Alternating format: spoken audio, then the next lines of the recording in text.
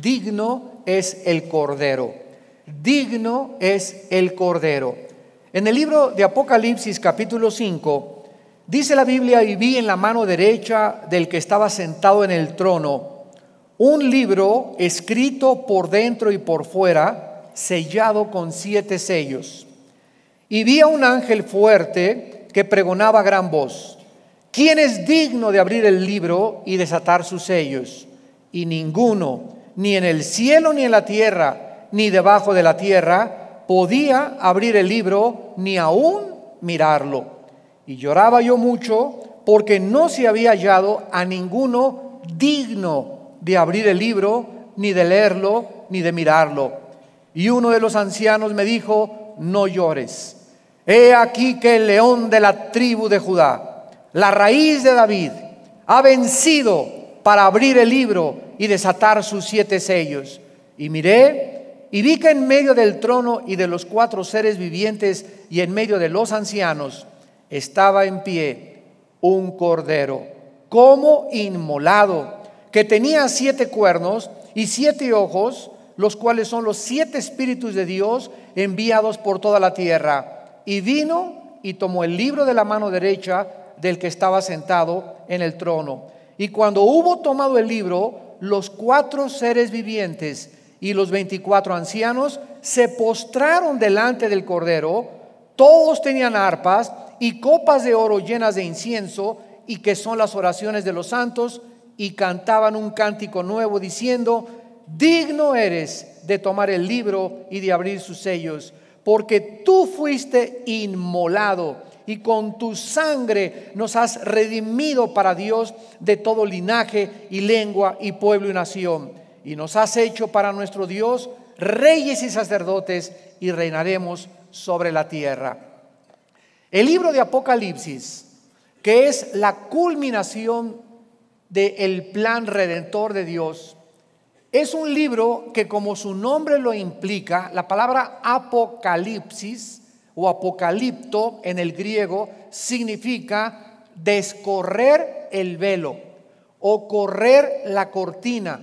Entonces, el Apocalipsis es un libro donde Dios nos corre las cortinas del mundo invisible espiritual que nos rodea y nos permite asomarnos a lo que va a suceder en los próximos meses u años, para que veamos que el plan de Dios no fue abortado ni por Satanás y sus ángeles, ni por el pecado humano, sino que el plan de Dios y la victoria sobre el pecado, la muerte y el enemigo tienen su final, donde vamos a contemplar el triunfo de la luz contra las tinieblas, porque las tinieblas no prevalecerán contra la luz. Al introducirnos al libro de Apocalipsis, comenzamos a ver el cielo en primer lugar. Bueno, en el capítulo 1 es una introducción de Juan, el capítulo 2 y 3 es un mensaje a las iglesias, y el capítulo 4 se inicia ya en el cielo.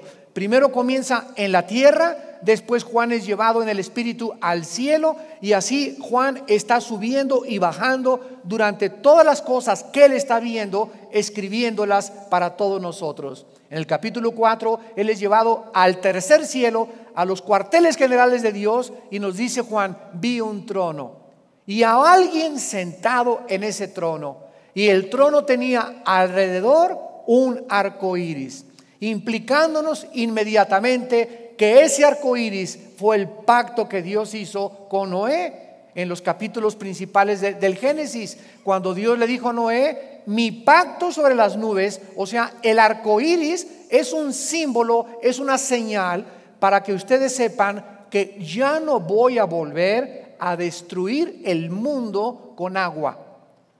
Antiguamente fue inundado toda la creación y fueron salvadas solamente 8 personas, Noé, sus 3 hijos y sus 3 esposas. Pero ahora el próximo juicio de Dios a la humanidad va a ser con fuego.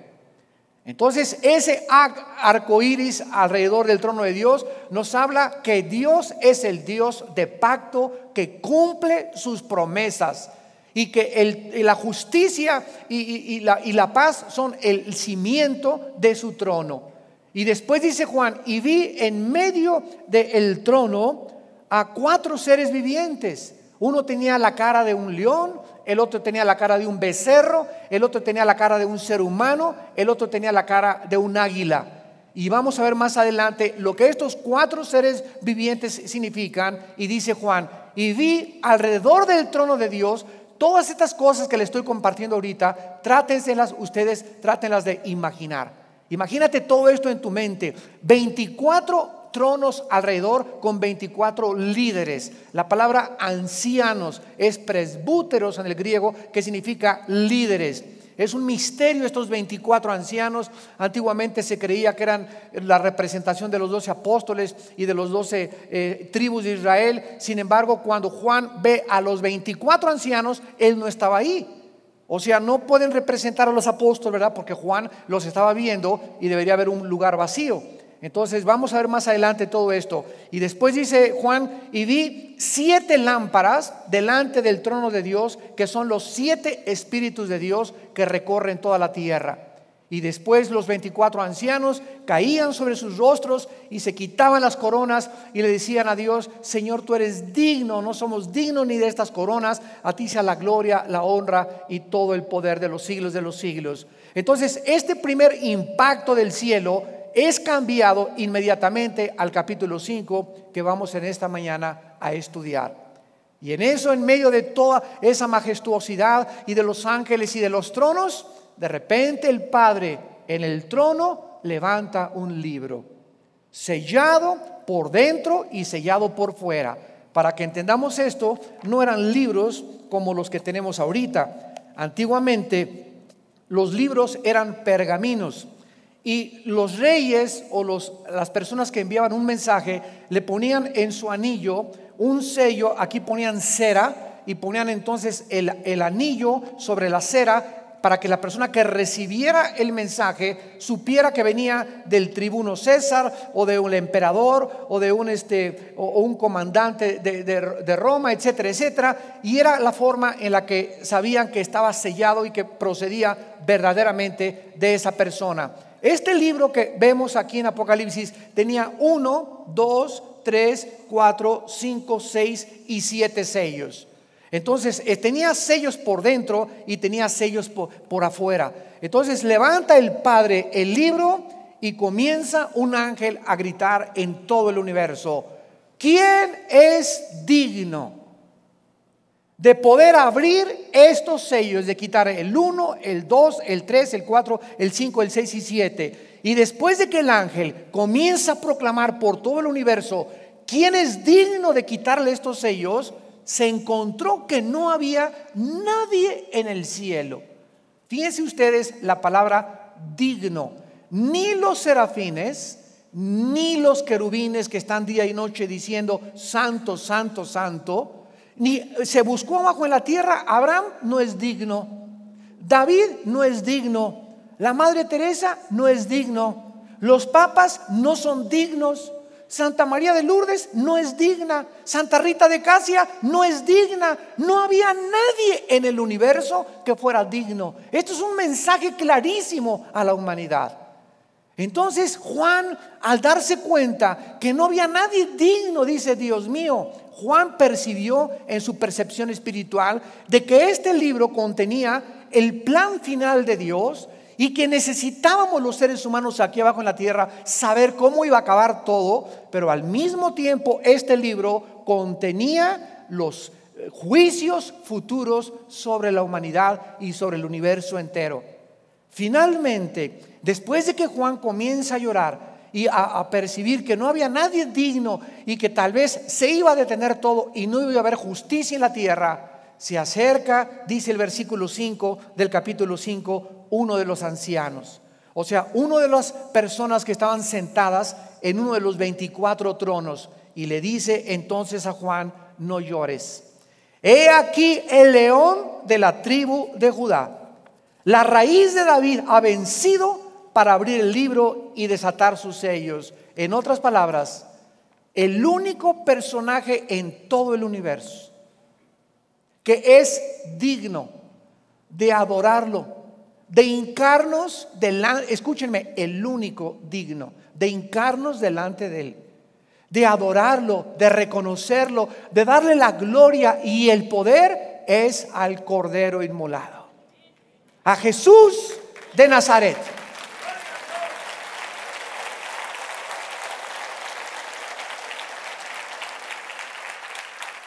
En el libro del Apocalipsis se encuentran más citas del Antiguo Testamento y más símbolos del Antiguo Testamento que en cualquier otro libro del Nuevo Testamento. Entonces, cuando nosotros llegamos al Apocalipsis, es importante tener principios elementales del estudio del sacerdocio, de las ofrendas, de las fiestas judías, porque en el libro de Apocalipsis aparece un altar, un trono, fiestas, esto y el otro, los rayos, los juicios de Dios, y comenzamos a entender mucho mejor cuando tenemos el conocimiento del Antiguo Testamento. Entonces no podemos estudiar el libro de Apocalipsis sin tener los cimientos y las bases del Antiguo Testamento y principalmente el libro de Hebreos del Nuevo Testamento. Entonces lo primero que hace el anciano es presentar a Cristo como un león, como el león de la tribu de Judá. ¿De dónde viene esta figura en el Antiguo Testamento? Vayamos rápidamente a Génesis capítulo 49. Y ahí encontramos que Jacob se encuentra ya moribundo, a punto de exhalar el aliento, a punto de irse a la presencia con el Señor y con todos sus familiares y los que habían muerto antes que él. Y él, antes de morir, bendice a cada uno de sus hijos proféticamente.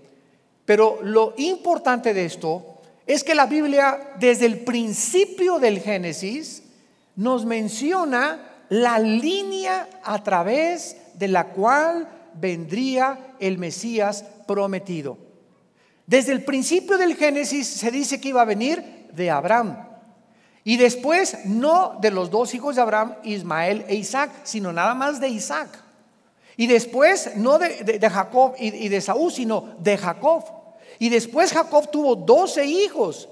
¿Y de cuáles de los 12 hijos iba a venir el Mesías? Y aquí se profetiza de quién de los 12 hijos de Jacob iba a venir. Y se anuncia desde el principio que vendría de la tribu de Judá. Que la palabra Judá significa alabanza. Leámoslo y dice el versículo 8: Judá, te alabarán tus hermanos, tu mano en la cerviz de tus enemigos. Los hijos de tu padre se inclinarán a ti. Cachorro de león, ahí está el león. Judá, de la presa subiste. Se encorvó, se echó como león viejo, ¿quién lo despertará? Y dice el versículo 10: no será quitado el Shevet, que se tradujo el cetro de Judá, ni el Shahaj, ni el legislador de entre sus pies, hasta que venga Silo, que significa Silo en el hebreo, el enviado. Hasta que venga Silo, y a él se congregarán los pueblos. Vemos una profecía tan detallada y tan maravillosa de que Jesucristo sería ese león de la tribu de Judá. Cuando Dios en el Antiguo Testamento le dio el sacerdocio a la nación judía, le dijo Dios a los israelitas: yo quería que todos ustedes fueran un pueblo de sacerdotes y que todos ustedes fueran una nación santa, pero desgraciadamente veo que no todos quieren ser mis sacerdotes. Entonces voy a escoger, dijo Dios, solamente a una tribu para que sean mis sacerdotes. Y de esa tribu, que está formada de muchas familias, voy a escoger a una familia. La tribu que Dios escogió fue la tribu de Leví. Y la familia que Dios escoge para los sacerdotes fue a la familia de Aarón, que eran descendientes de todos aquellos de los cuales vendría el Mesías. Entonces la familia de Aarón se murieron los hijos de Aarón, y los nietos, bisnietos, tataranietos, todos aquellos que venían directamente de Aarón eran los únicos autorizados, oficialmente señalados para ser sacerdotes de Dios. Y además tenían que ser ser de la tribu de Leví. Cuando Cristo aparece en el escenario mundial, los judíos no pudieron entender que Jesucristo no venía de esa tribu. Y ellos tenían la religiosidad tan impactada en su corazón que no, él tiene que ver, si es sacerdote, tiene que ser de la tribu de Leví. Y ellos no entendieron que era de Judá, de donde vendría el sacerdocio de Cristo. ¿Por qué? Porque el sacerdocio de Cristo no sería un sacerdocio humano, donde moría uno y el otro tomaba su lugar y el otro tomaba su lugar y tenían que morir. Cuando Cristo aparece en la cruz y Él muere por nosotros, Él muere bajo el sacerdocio de Melquisedec. Y Melquisedec significa rey de justicia, rey de paz, que fue Jesucristo el que se le aparece a Abraham en el Génesis, y Abraham le entrega los diezmos. ¿Se acuerdan ustedes cuando regresó de la guerra contra aquellos que habían tratado de secuestrar a su sobrino Lot? Y vence a Abraham y le entrega el botín y los diezmos al sacerdocio de Melquisedec, que es la primera aparición o la primera teofanía de Cristo en la palabra de Dios. Entonces, todas estas cosas y de estos detalles son muy importantes para poder explicarle nosotros cuando hablemos con los judíos, ¿verdad? Cuando hablemos con la gente, cuando tratemos de comprender la logística y el mecanismo de la palabra de Dios, por qué en Apocalipsis aparece como el león de la tribu de Judá. Y además dice el versículo 5 de Apocalipsis 5, la raíz de David. Dios le dijo a David, segunda de Samuel capítulo 7, voy a levantar de tu semilla, de tu descendencia, voy a levantar a el Mesías. Y quiero que sepas, David, que de tu descendencia y de tu linaje vendrá el Mesías. Ahora, vean ustedes esto. Cuando Jesucristo nace de María, Él traía todas las credenciales del Antiguo Testamento para que creyeran en Él. Pero ¿qué pasó con los religiosos y la gente de los tiempos de Cristo cuando Él entró al escenario mundial? No habían podido comprender las profecías, ni el tiempo, ni la tribu, ni la familia, ni el linaje a través de los cuales venía el Mesías, porque cuando Cristo vino al mundo, el mundo se encontraba endurecido. Y Jesús dijo que ahora que Él regrese la segunda vez, volverá a suceder lo mismo. Cuando venga el Hijo de Dios, ¿hallará fe en la tierra?, les preguntó a sus discípulos. Dice primera de Timoteo 4:1, porque el Espíritu dice claramente que en los últimos tiempos muchos apostatarán de la fe. Segunda de Tesalonicenses capítulo 2, el anticristo no vendrá sin que antes venga la apostasía, el apartamiento de la verdad de la palabra de Dios. Y por todos lados encontramos en la Biblia que la apostasía es una época en la que muchos que se dijeron cristianos, por las presiones del mundo, por las desilusiones de la vida, que porque cayó el dólar, cayó el petróleo, perdieron el trabajo, adulterio, fornicación, tanta maldad, tanta pornografía, tantos robos, tantas cosas, el amor de muchos se va a enfriar porque esa maldad está entrando a tu vida sin que te des cuenta. Tantas películas que ves te están contaminando, te están debilitando, las revistas, los libros, todas esas cosas entran y comienzan a carcomer y a leudar nuestra fuerza y nuestro poder espiritual. Y si tú no eres una persona que estás en la palabra de Dios y que diario tienes comunión con Dios en su palabra, y que eres una persona que recurres continuamente a decirle: Dios, hoy he pecado contra ti, hoy he hecho lo malo delante de tus ojos, oh Dios, no quiero amanecer, no quiero vivir 24 horas más del día separado de tu comunión. Señor, te necesito, Dios, o eres tan importante en mi vida, he llegado a comprender que separado de ti nada puedo hacer. Si no llegamos a ese punto de dependencia total de Dios, donde como el ciervo brama como las aguas, nuestra alma clama por Él, el mundo te va a jalar. Y como en los tiempos de Noé, estaban comprando y vendiendo y casándose, y no hay nada de malo en comprar ni en vender, lo malo está en que lo estaban haciendo sin tomar a Dios en cuenta. Cristo pues tenía que venir de David, y tenía que venir del linaje de David. ¿Dónde encontramos eso? Dice Isaías capítulo 11, versículo 1, saldrá una vara. Esto fue escrito 750 años antes de que naciera Jesús. 750 años antes de que naciera Cristo se escribió lo que estamos leyendo. Saldrá una vara del tronco de Isaí. ¿Quién era Isaí? El papá de David. Y un vástago retoñará de sus raíces. El reino de Israel se deterioró. Israel apostató. Vino el Mesías, a lo suyo vino y los suyos no le recibieron, no le reconocieron, como actualmente los cristianos no están reconociendo las señales de los cielos. Estos cambios climatológicos alarmantes, este calentamiento global del planeta Tierra, este aumento de la pornografía, de los placeres, de los robos, de los secuestros, de los asesinatos, de la violencia, del satanismo, del ocultismo. Los cristianos están en Babel todavía y no reconocen que son señales inmensas de que se acerca nuestra redención. Y que es el tiempo de erguir nuestras cabezas, el tiempo de mirar hacia adelante a esa redención futura donde vendrá el Rey de Reyes y Señor de nosotros para poder recompensar a su iglesia. Que no te suceda a ti lo mismo que le sucedió a los fariseos, que a lo suyo vino y los suyos no le recibieron. Y ahora Cristo está siendo predicado a través del Evangelio y la gente muchas veces le rechaza porque no reconocen que Él es el Mesías. Cuando Cristo nace, ¿qué tenía que ser? De Isaac, Jacob, Judá, David, Salomón, etcétera, etcétera. Y cuando nace Jesús, de los dos hijos de David, Salomón y Natán, nace José y María.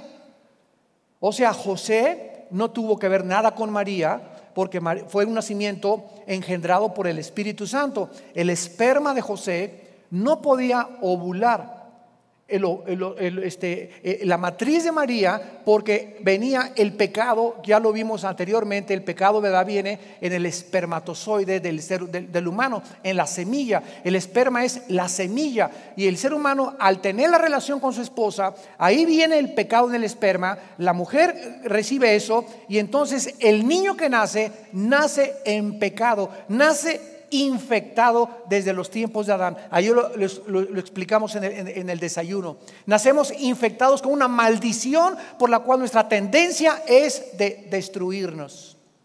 ¿Por qué fumo? Si sé que mis dientes, mi laringe, mi esófago, mis pulmones me estoy dañando, me estoy amolando. ¿Por qué tomo? ¿Para qué me emborracho? Mi hígado, mis riñones, se me va a poner así el hígado. ¿Por qué lo hace la gente? Cuando saben que tiene cáncer, que pueden producir cáncer, cuando sabes que tu salud está deteriorándose. ¿Por qué tienes esa barriga de Santa Claus si sabes que tienes una propensidad a ser diabético, a la diabetes 2? Cuando tienes exceso de 5 o 6 kilos, eres 80% propenso a ser diabético. ¿Por qué lo haces? Y le sigues metiendo ahora en Navidad duro a los buñuelos, ¿verdad? Y duro a todo lo que le entras. ¿Por qué? Si sabemos aquí que es malo, ¿por qué lo hacemos? Esto demuestra, señores sociólogos, la naturaleza autodestructiva que poseemos desde que nacemos. A los niños no se les enseña a portarse bien. Perdón, no se les enseña a portarse mal, se les enseña a portarse bien, porque la maldad ya la traen desde el vientre de su madre. José descendía de Salomón, María descendía de Natán, aunque José no tenía que ver nada con Jesús. Los dos, José y María, el padre legal tenía que ser oficialmente descendientes de David, porque a David se le prometió que de su semilla vendría el Mesías. Regresamos a Apocalipsis y vemos en el versículo 6 la identidad del Cordero. ¿Y por qué Juan ve a un corderito como sacrificado, ensangrentado junto al trono de Dios? Y miré, dice el versículo 6, Apocalipsis 5, y vi que en medio del trono y de los 4 seres vivientes y en medio de los ancianos estaba en pie un cordero como inmolado. Esta palabra apazo, que se tradujo inmolado, es la palabra que se usa para una muerte violenta, y es la misma palabra que se usa cuando los sacerdotes En el Antiguo Testamento tomaban el cuchillo y aquí en el pecho, en el corazoncito, se lo enterraban al Cordero de Dios, al cordero que la gente traía para matarlo, y lo ponían en el altar de sacrificio. Es la misma palabra cuando se tradujo la Biblia del hebreo al griego en la versión de la Septuaginta, que se tradujo la palabra apazo, que significa muerte violenta, o la muerte que se les lleva a cabo a los corderos en el Antiguo Testamento. Esto es interesantísimo. Y se presenta al cordero con 7 cuernos, 7 ojos, los cuales son los 7 espíritus de Dios. Vamos a ver que con esta introducción, cuando el anciano le dice a Juan: he aquí el león de la tribu de Judá, es la raíz de David. Y en ese momento podríamos ver a un comandante militar que surgía, ¿verdad?, ahí en el cielo, y así todo pomposo y todo. Aquí está, amable pueblo, gracias por todo. Yo sabía que ustedes me tenían que reconocer, etcétera, etcétera. Y el Espíritu Santo, en lugar de usar a un general, a un héroe viniendo de la guerra, recibido con laureles y todo, cambia la imagen el Espíritu Santo de un león, con la majestad que tiene un león y la descendencia de David, y nos pone el Espíritu Santo a una escena donde se encuentra un corderito. En el griego hay 2 palabras para cordero. Una es arnión y la otra es arnos. Y la palabra que se usa aquí, cordero, es arnión, que es corderito. Se presenta a Jesús como un corderito chiquito, lleno de sangre, no como un borrego grandote adulto. ¿Por qué? Porque esta es la imagen en el Antiguo Testamento de Isaías 53, que escribió: como cordero en medio de sus verdugos, enmudeció y no abrió su boca. Tú agarras a un corderito chiquitito y es indefenso, no tiene para defenderse, no tiene más que balar, y lo agarras y lo matas y haces con él lo que quieras. Así es el retrato como se pinta a Jesucristo cuando lo amarraron en el huerto de Getsemaní. Los discípulos se fueron para atrás, pero si él caminó sobre las aguas, si él, cuando llegaron los soldados, dijo: yo soy, y se fueron con su palabra los soldados para atrás. Él resucitó a Lázaro con su voz. ¿Cómo es posible que ahorita les diga y se deje que lo amarren, y se deje que lo lleven y que lo golpeen, cuando es injusto lo que le están haciendo? Porque estaba escrito que él no iba a levantar ni siquiera su voz para poder defenderse de la voluntad de su Padre, que era morir por nosotros en una cruz. Como cordero inmolado desde antes de la fundación del mundo, fue entregado ante sus verdugos. Ahora bien, esta imagen del cordero es la imagen del Antiguo Testamento. Y la palabra, como ya vimos, inmolado, que significa muerte violenta o cruel o sacrificial, enfatiza la ejecución tan violenta y tan cruel y despiadada a la que Cristo atravesó. Ahí en Getsemaní, que significa aceite prensado, Cristo fue prensado espiritualmente.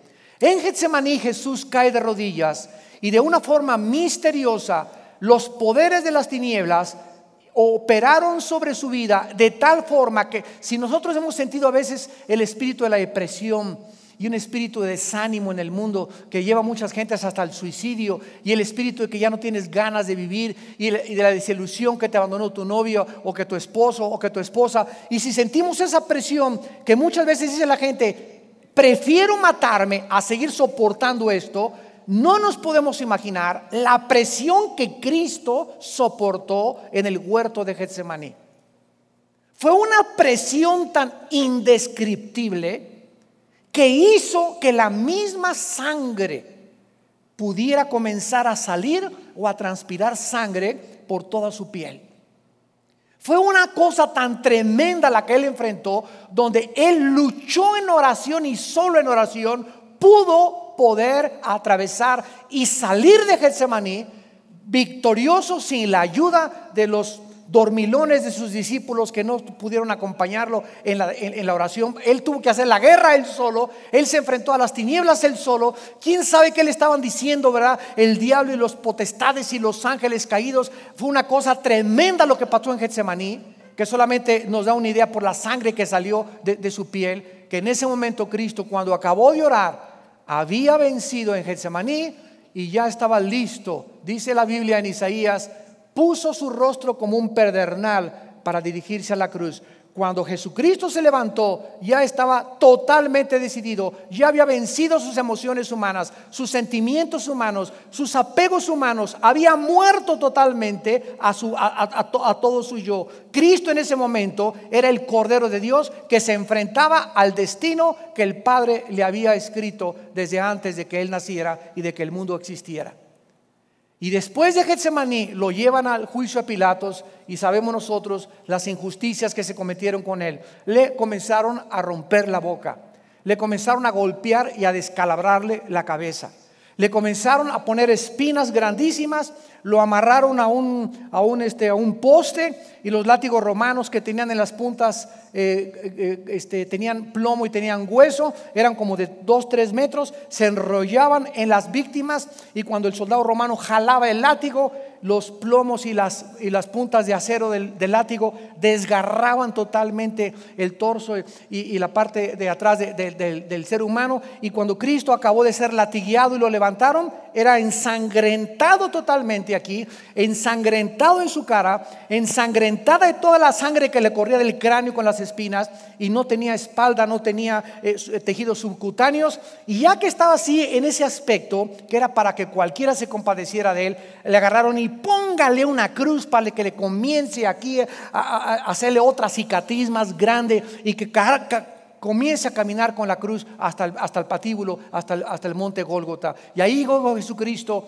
y lo agarran a Cristo y le habían puesto un manto antes y lo acuestan en la cruz, pero antes le quitan el manto, y al quitarle el manto arranca todo lo que le quedaba de piel en el manto y ponen su espalda sin tejido, sangrando en ese madero. Le clavan las 2 manos, le clavan los 2 pies y levantan la cruz y cae en un hoyo la cruz. Y al caer en la cruz en el hoyo, los clavos que tenía aquí, no eran aquí los clavos, eran puestos aquí en las muñecas, hacen que se desgarren más todavía. Los dolores internos y los nervios y los tejidos subcutáneos y los músculos comienzan todos a congestionarse por dentro. Su respiración se hace casi imposible, porque para respirar tenía que empujar sus pies para que el diafragma se abriera, y por el peso de su cuerpo cayendo sobre los clavos casi no podía respirar. Y después de todas esas cosas le dan hiel, una cosa amarguísima, para que todavía se le pegara la lengua al paladar y se muriera aún de sed. Pues no se murió de sed Jesús, no se murió de hambre Jesús. Y hasta el siglo XXI todavía los cristianos no saben qué fue clínicamente lo que mató a Jesucristo. De acuerdo a Josefo, el escritor del primer siglo de la época cristiana, los crucificados morían de asfixia, la mayor parte de ellos. Les rompían los huesos de las rodillas para que cayera el cuerpo y se asfixiara. Era una disque muerte benévola. Qué benévola, ¿verdad? Era la última compasión que los romanos tenían, que eran expertos los romanos en torturar. Y Jesucristo no murió de eso porque no le rompieron los huesos, porque estaba escrito que no le podían romper los huesos. Cristo no murió tampoco de desangramiento. La Biblia nos revela en el Salmo 22 cuál fue la causa por la cual Jesucristo murió. Y esto es interesante porque Juan el apóstol, cuando estaba junto a la cruz, escribió: vi salir de su costado. Cuando vino el centurión romano, y como no le rompieron las rodillas, él dijo: me aseguro, porque si alguno sobrevivía, a los soldados les costaba la vida. Roma era muy, pero muy estricta en cuanto a los crucificados. Entonces el soldado romano dijo: por si aquello de que no está todavía, ahí está, le queda algún estertor de vida, que le agarra la lanza y que le atraviesa el costado. Entró la lanza por acá y le atravesó toda esta parte interna la lanza. Y cuando le atravesó el soldado la lanza, Juan el apóstol escribió en su evangelio: vi salir una mezcla de gota de agua con sangre. ¿Por qué el Espíritu Santo dejó este registro de que cuando Jesús murió, lo único que le salió del costado fue mezcla de agua con sangre. ¿Por qué?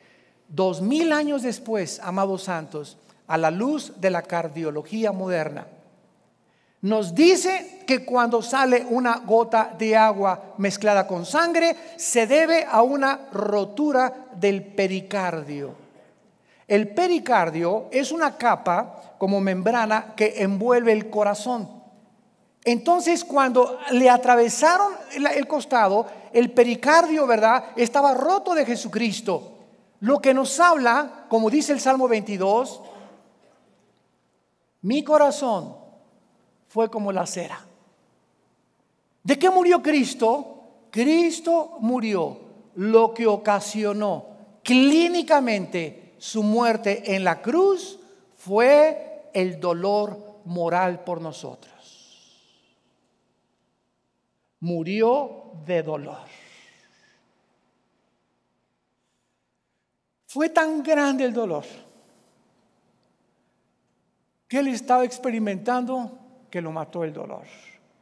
Cuando nuestros pecados fueron puestos sobre su cuerpo, no aguantó.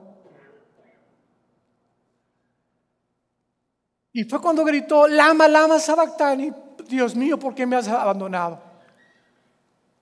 Y la respuesta es: porque de tal manera Dios te ama que Él no perdonó a su Hijo. Tanto nos ama Dios que es la manera como Él nos manifestó su amor, muriendo en nuestro lugar, sacrificando a su Hijo en nuestro lugar, para que nosotros, gracias, para que nosotros podamos ser hechos la justicia de Dios en Él. Despreciado y desechado entre los hombres, nació de una virgen.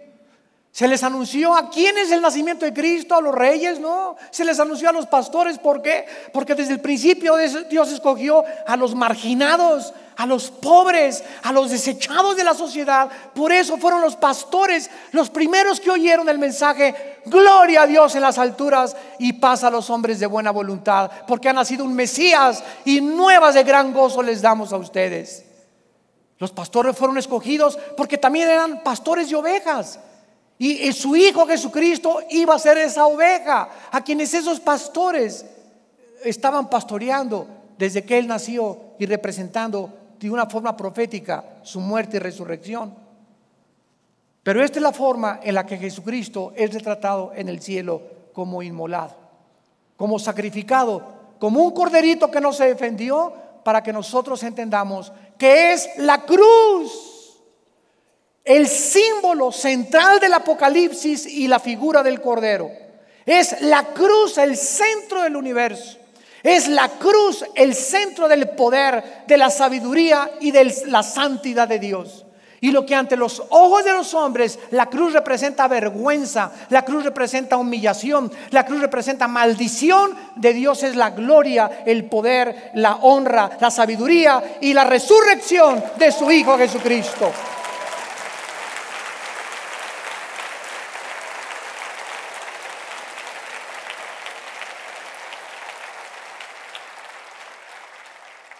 Y en penúltimo lugar, analicemos brevemente los cantos y la alabanza de los 4 seres vivientes, de los millones de los ángeles y de toda la creación algún día, que vamos a alabar al Cordero, que es digno porque Él fue el que venció en la cruz del Calvario para que nosotros fuéramos hechos reyes y sacerdotes delante de su Padre.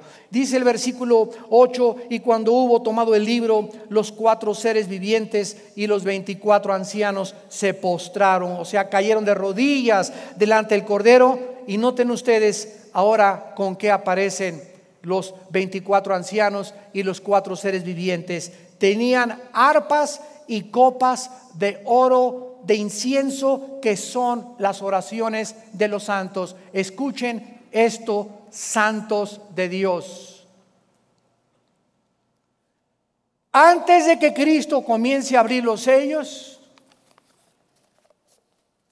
el Espíritu Santo nos describe en Apocalipsis que las oraciones de nosotros aquí en la tierra están íntimamente relacionadas cuando lleguemos al final y se llenen de las copas de oro de incienso que representan las oraciones, cuando nuestras oraciones sean lo suficientes para que llenen esas copas, Cristo comenzará a hacer justicia aquí en la tierra. Son nuestras oraciones las que pueden acelerar la venida de Jesucristo. Esto es inconcebible, increíble que podamos nosotros ni siquiera imaginarnos eso. ¿Y qué dice la Biblia? Orar sin cesar. En el coche, en el gimnasio, en tu puesto, en el mercado, en la oficina, mantente en un espíritu de oración. No tienes necesariamente siempre que hincarte. Yo en las mañanas, claro, me encanta estar así con el Señor y antes de acostarme, pero en el día estoy tratando de alabarlo a Dios, en la comida, acordarme de los alimentos de Él. En la ocasión que tú puedas, alaba a Dios, adora a Dios. Como dice Apocalipsis, Jesús, ven pronto, oh Dios, ven, ya es justicia, trae justicia ya a la tierra. Las oraciones de los santos, el Espíritu Santo las relaciona con la proximidad de la apertura de los sellos de Dios. Y dice en el versículo 11: y miré a la voz de muchos ángeles alrededor de los seres vivientes y de los ancianos, y su número era millones de millones. Vemos nosotros los coros ahora del cielo. Ahora que Jesús está dispuesto a, escuchen, antes de que Cristo abra los sellos, donde el primer sello es la entrada del anticristo al mundo, el caballo blanco, y después vienen las guerras y las pestes. Antes de que Cristo comience a abrir los sellos, todas las criaturas del cielo están cantando y alabando a Dios. Oiga, pero no debería ser al revés. No deberían de estar tristes de que van a caer los granizazazos aquí en la tierra. Al contrario, están cantando los millones de ángeles, como lo debemos hacer nosotros, porque los juicios de Dios han venido. Muchos de ustedes han sido explotados, muchos de ustedes han sufrido injusticias, muchos de ustedes han sido metidos a la cárcel de una forma ilegal, muchos de ustedes han sido abusadas por sus esposos, muchos de ustedes fueron violadas de niñas, muchos de ustedes han padecido cosas indescriptibles en su vida. Y ¿sabes una cosa? Viene el día del juicio. Y si tú perdonas a esas personas que te han lastimado en esta vida, vas a acelerar el juicio de la persona que te lastimó. Porque si tu enemigo tiene hambre, dale de comer. Porque haciendo estas cosas, dice Romanos 12, ascuas de fuego amontona sobre su cabeza. Esto significa aceleras su juicio. Mientras más odies a una persona y más rencor le tengas, Dios le atas las manos y Dios no puede hacer nada para defenderte ni consolarte. Pero si tú perdonas como Él nos perdonó desde la cruz, Dios acelera el juicio del mundo en cuanto a nuestro perdón y a la falta de amargura y de rencor en nuestro corazón. Qué increíble que los ángeles estén cantando, gracias a Dios. Van a caer los granizazos y el mar se va a convertir en sangre y van a caer meteoros del cielo. El cielo se va a enrollar, dice, como un pergamino. Y todas estas cosas son motivo de alabanza y de adoración en el cielo, porque se acerca el juicio de este mundo. Creo que ya ahorita estoy escuchando esos cantos, porque estoy viendo cada día más cerca los cascos del Apocalipsis en el cielo. Vemos en segundo lugar que estas personas que están registradas como los 4 seres vivientes y los ancianos, dice el segundo coro en el versículo 12: el cordero comenzaron a cantar que fue inmolado es digno de tomar. Y escuchen ustedes, el Espíritu Santo escogió. Las 7 palabras que están en el versículo 12, vamos a contarlas: poder, riquezas, sabiduría, fortaleza, honra, gloria y alabanza. El Espíritu Santo usa 7 palabras para que estas 7 palabras nos describan exactamente lo contrario a lo que el mundo vio en la cruz del Calvario. Estas palabras fueron cuidadosamente escogidas por el Espíritu Santo porque describen exactamente lo opuesto a lo que cualquier humano podía ver en la cruz. Veámoslo rápidamente. El poder. La cruz habla de lo contrario, de derrota. Los poderes de las tinieblas se juntaron para aplastar a Jesús y acabar con él. Sin embargo, dice la Biblia, despojando a los principados y a las potestades, triunfó sobre ellos en la cruz del Calvario. Colosenses 2:15. La otra palabra, riquezas.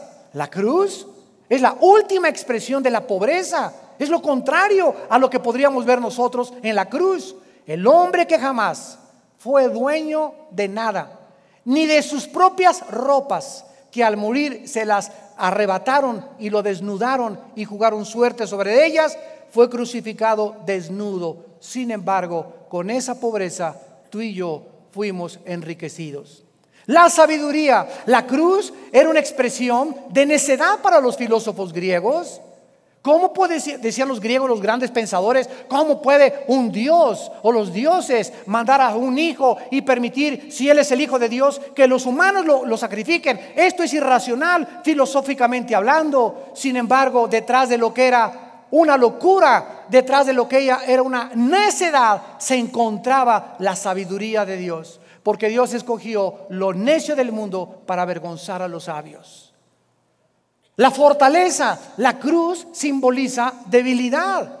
Los poderes de las tinieblas dijeron, ya no se defendió, ahora sí, vámonos contra él. Y estaban alabado, estaba Cristo ensangrentado y era un mar de demonios alrededor del monte Gólgota y de Satanás. Ahora sí, te matamos, hijo de Dios, no salvaste a nadie, etcétera, etcétera. Pero a ellos, dice 1 Corintios 12, no se les reveló. Dios se escondió del diablo, porque el diablo no es omnisciente. Su plan secreto, y su plan secreto era que su hijo a los 3 días emergiera vivo de entre los muertos.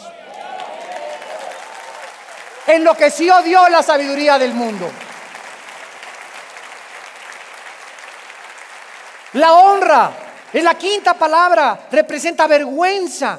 Fue diseñada la cruz para poder degradar a sus víctimas. Eran ridiculizados los crucificados, hasta lo sumo por los religiosos. Pero paradójicamente, la cruz era el medio en el cual Dios exaltó hasta lo sumo, hasta su trono. Y ahora se encuentra el Hijo de Dios exaltado a la gloria de Dios. En sexto lugar, la gloria. La cruz era un lugar de desgracia. Era difícil encontrar. ¿Qué gloria podría haber en esa cruz? ¿Qué gloria puede haber en una tragedia?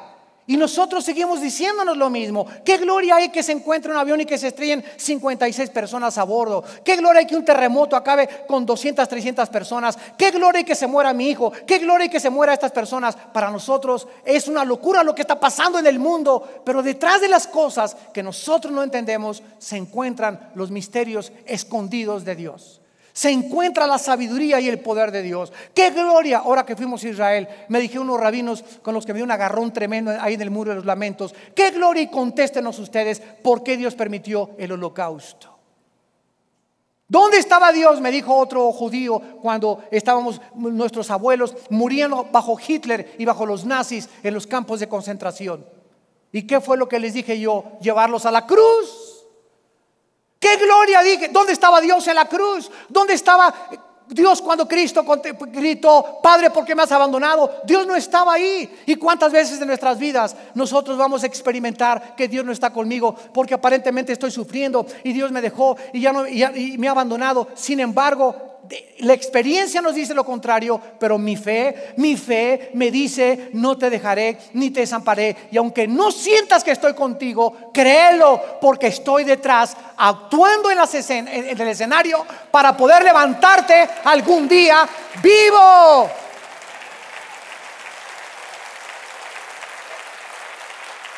Porque mis caminos no son vuestros caminos, ni mis pensamientos son vuestros pensamientos, dice el Señor. Como son más altos que la tierra, así son mis pensamientos y así son los caminos más altos que los de ustedes. Pero ¿por qué no lo entiendes? Porque no te has discipulado, porque no estudias la Biblia, porque no tienes comunión con Dios, porque te has separado de Dios, porque has abandonado tu comunión y la vida de oración. Y la maldad y las presiones del mundo son imposibles de resistir sin el poder del Espíritu Santo. Y finalmente la alabanza. La cruz representa una maldición, porque escrito está en Deuteronomio 21:23, maldito el colgado en el madero ¿cómo podía haber alabanza en una cruz? ¿Cómo podía alguien estar diciendo aleluya, aleluya, gloria a Dios, cuando estaba ese hombre ensangrentado con espinas, derramando toda su vida por nosotros? ¿Cómo podía alguien encontrar en la cruz poder, riquezas, sabiduría, fortaleza, honra, gloria, etcétera, etcétera? Porque los poderes de las tinieblas y del universo y los poderes no redimidos del mundo habían percibido como un símbolo de derrota, de pobreza, de necedad, de debilidad, de vergüenza, de desgracia y de humillación. Pero eso fue transformado por la gloria de Dios en un instrumento de poder, de riquezas, de sabiduría, de honra, de gloria, alabanza y bendición. El Cordero que fue inmolado es digno de recibir nuestra adoración. Adorémoslo, adorémoslo. Señor Jesús, te damos las gracias. Te adoramos porque solo tú eres digno, Padre. Y nuestra alma desea y anhela que vengas pronto por nosotros. Que nos libres de esta opresión, de este manto de tristeza y lo cambies en óleo de gozo.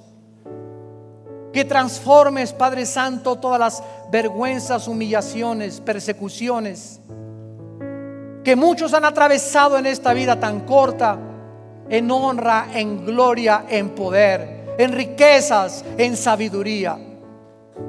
Porque ese es el Dios de Abraham, de Isaac y de Jacob.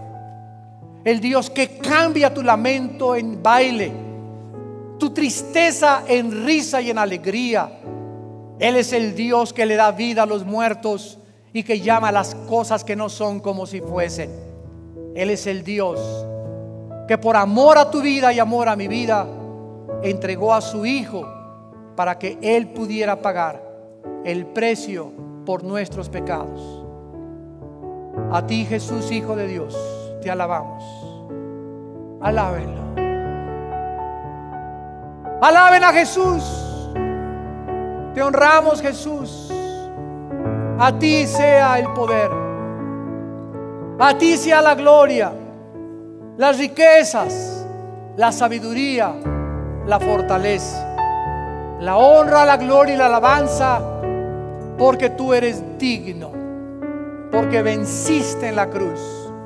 Lo que era un símbolo de derrota lo convirtió tu Padre en la sabiduría y el poder de Dios y en nuestra salvación. Te adoramos porque nos has hecho reyes y sacerdotes delante de tu Padre, y reinaremos contigo en esta tierra. En esta mañana, Dios a muchos de ustedes les llama a que se arrepientan de sus pecados, porque Jesús viene ya no como cordero, sino como el león de la tribu de Judá, a juzgar a los vivos y a los muertos. Si oyes estas palabras, no te endurezcas. Aprovecha esta Navidad, no de celebrar simplemente a Jesús, sino de celebrar su nacimiento en tu corazón. Y las personas en esta mañana que quieran invitar a Cristo a su vida por primera vez, ahí desde tu lugar, dile estas palabras. Ustedes que nos ven por la televisión, acompáñenos también y dile a Jesús: Señor mío y Dios mío, Cordero bendito del Padre, a ti te doy las gracias, Hijo de Dios Altísimo, porque con tu sangre en esa cruz la entregaste para limpiarme y perdonar mis pecados. Ahora comprendo cuánto te necesito, Hijo de Dios.